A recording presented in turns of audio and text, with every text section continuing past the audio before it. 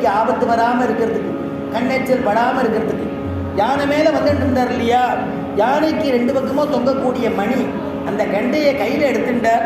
அதாலேயே தாளம் போட்டு பெருமாளை பாடினாராம். பல்லாண்டு பல்லாண்டு இருக்கணும் தேவரின்னு பெருமாளுக்கு மங்களாசாசனம் செய்வித்தாராம். பல்லாண்டு பல்லாண்டு பல்லாண்டு பல்லாண்டு பல கோடி நூறாகினோ, பல்லாண்டு பல்லாண்டு பல்லாண்டு பல்லாண்டு பல கோடி நூறாகினோ, பல்லாண்டத்தின் தோள் மணிவண்ணா சேவடி திருக்காப்பு, பல்லாண்டு பல்லாண்டு பல்லாண்டு பல்லாண்டு பல கோடி நூறாகினோ, பல்லாண்டத்தின் தோள் மணிவண்ணா சேவடி திருக்காப்பு.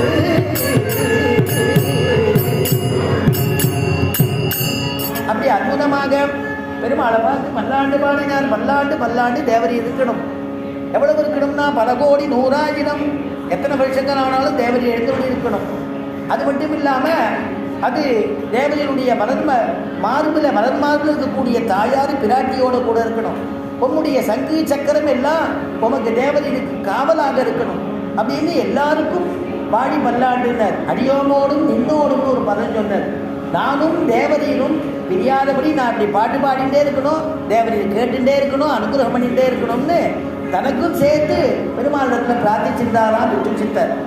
அதனால தான் அதை அற்புதமாக அனுபவித்தார்.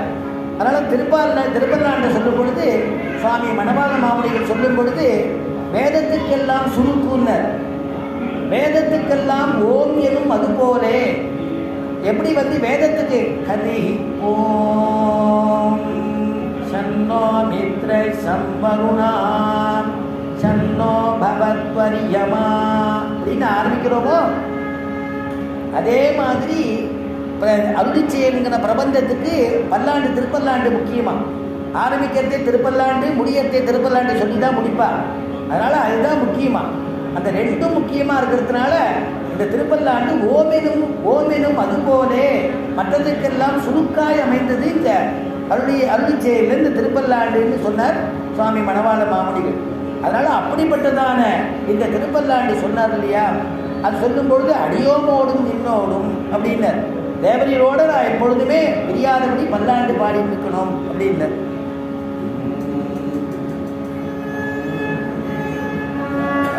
அடியோமோடும் நின்னோடும் பிரிவிந்தியாயினம் பல்லாண்டே